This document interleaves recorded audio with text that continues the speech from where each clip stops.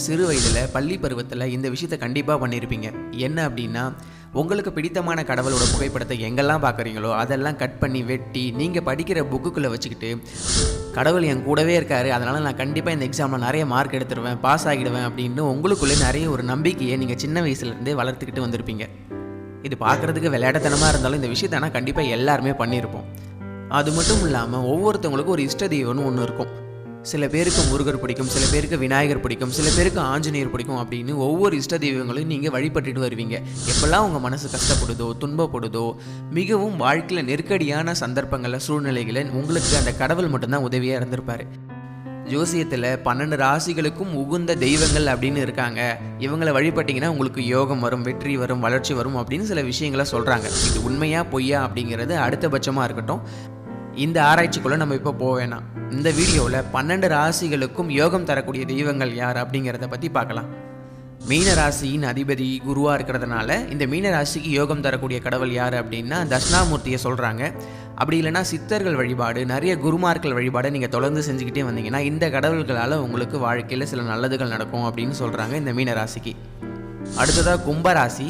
கும்பராசின் அதிபதி சனியாக இருக்கிறதுனால இவங்க எல்லாம் சிவபெருமானை வழிபட்டுக்கிட்டு வந்தால் வாழ்க்கையில் வெற்றி வரும், வளர்ச்சிகள், இந்த மாதிரி முன்னேற்றங்கள் கிடைக்கும் அப்படின்னு கும்பராசிக்கு சொல்கிறாங்க. மகர ராசிக்கும் சிவன் வழிபாடு தான் நல்லது செய்யும் அப்படின்னு சொல்கிறாங்க. ஏன்னா மகர கும்பம் அப்படிங்கிறது சனியோட ராசியாக இருக்கிறதுனால இந்த 2 ராசிகளும் சிவபெருமானை வழிபட்டுக்கிட்டு வந்தால் நீங்கள் உங்கள் இஷ்ட தெய்வத்தையும் வழிபடலாம். அதன் கூட உங்கள் ராசிக்கு யோகம் தரக்கூடிய இந்த தெய்வத்தையும் நீங்கள் சிவனையும் நீங்கள் வழிபட்டு வந்தால் உங்களுக்கு நல்ல முன்னேற்றங்கள் கிடைக்கும் அப்படின்னு ஜோசிய ரீதியாக சொல்கிறாங்க. அடுத்தது தனுசு ராசி. தனுசு ராசியின் அதிபதியும் குரு தான்.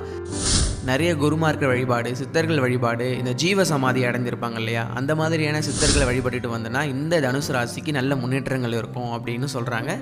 அதனால் தனுசு ராசிகள் சித்தர்கள் வழிபாடு, குருமார்கள் வழிபாடு பண்ணலாம். அது மட்டும் இல்லாமல் நீங்கள் ஸ்கூலில், காலேஜில் படித்த உங்கள் டீச்சர் இருக்காங்க இல்லையா, உங்கள் ஆசிரியர்கள், நீங்கள் அவங்கள பார்க்கும்பொழுது, அவங்கள சந்திக்கும் பொழுது அவங்களுக்கு ஒரு தகுந்த மரியாதையோடு அவங்கள நீங்கள் நடத்துனீங்கன்னா தனுசு ராசிக்கெல்லாம் வாழ்க்கையில் நல்ல முன்னேற்றம் இருக்கும் அப்படிங்கிற ஒரு விஷயத்த சொல்கிறாங்க. அடுத்ததாக விருச்சிக ராசி.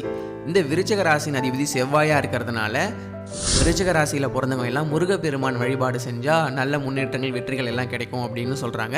விருச்சிகம் எப்படியோ மேஷமும் அதே செவ்வாய் ராசியாக இருக்கிறதுனால மேஷம், விருச்சிகம் இந்த 2 ராசியில் பிறந்தவங்க எல்லாம் முருகப்பெருமான் வழிபாடு செஞ்சால் வாழ்க்கையில் யோகம் உண்டாகும் அப்படிங்கிற ஒரு விஷயத்த சொல்கிறாங்க. அடுத்தது துலாம் ராசி, ரிஷப ராசி இருக்காங்க. இந்த 2 ராசியோட அதிபதி யாருன்னா சுக்கிரன் தான். இந்த 2 ராசியில் பிறந்தவங்க மகாலட்சுமி வழிபாடு செஞ்சால் வாழ்க்கையில் செல்வம் பெருக்கும், நல்லது நடக்கும் அப்படிங்கிற ஒரு விஷயத்தையும் சொல்கிறாங்க. அடுத்தது கன்னிராசி, மிதுன ராசி. இந்த 2 ராசியோட அதிபதி யாருன்னா புதன். மகாவிஷ்ணு, பெருமாள், ஸ்ரீமன் நாராயணன் இந்த மாதிரி கடவுள்களை இந்த 2 ராசியில் பிறந்தவங்க வழிபடும் பொழுது இஷ்ட தெய்வத்தை நீங்கள் வழிபடலாம். அதன் கூட இந்த ராசியில் பிறந்தவங்க இந்த கடவுளையும் வழிபடும் பொழுது நல்ல முன்னேற்றம், யோகம், வளர்ச்சிகள்லாம் கிடைக்கும் அப்படிங்கிற ஒரு விஷயத்தையும் ஜோசியத்தில் சொல்கிறாங்க. அடுத்ததாக கடகராசி. அந்த ராசியோட அதிபதி யாருன்னா சந்திரன். அவர் தான் நாங்கள் மாதாக்காரகன் அப்படின்னு சொல்லுவோம் ஜோசியத்தில்.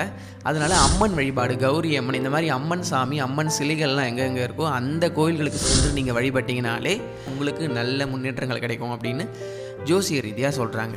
அடுத்ததாக சிம்மராசி. இந்த ராசியின் அதிபதி சூரியனாக இருக்கிறதுனால இவங்களும் சிவன் வழிபாடு, திருவண்ணாமலை, அண்ணாமலையார் வழிபாடு அப்படி செய்யலாம். இதனால் வாழ்க்கையில் வெற்றிகளும் வளர்ச்சிகளும் கிடைக்கும் அப்படின்ற ஒரு விஷயத்தையும் சொல்கிறாங்க. உண்மையிலே இந்த 12 ராசிக்காரர்களும் இந்த தெய்வங்களை வழிபட்டால் வாழ்க்கையில் யோகம் உண்டாகுமா அப்படின்னு நீங்கள் கேட்டிங்கன்னா எனக்கு தெரியாது.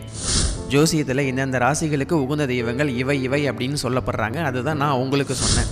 இந்த தெய்வத்தை வழிபட்டதுனால எனக்கு நல்லது நடந்துச்சு, வெற்றி நடந்துச்சு, வாழ்க்கையில் முன்னேற்றம் வந்துச்சு அப்படின்னா இதுபோல் முன்னேற்றங்கள் கடவுளால் வந்தால் என்ன, யாரால் வந்தால் என்ன, முன்னேற்றங்கள் கிடைச்சா நமக்கு நல்லது தான். நன்றி.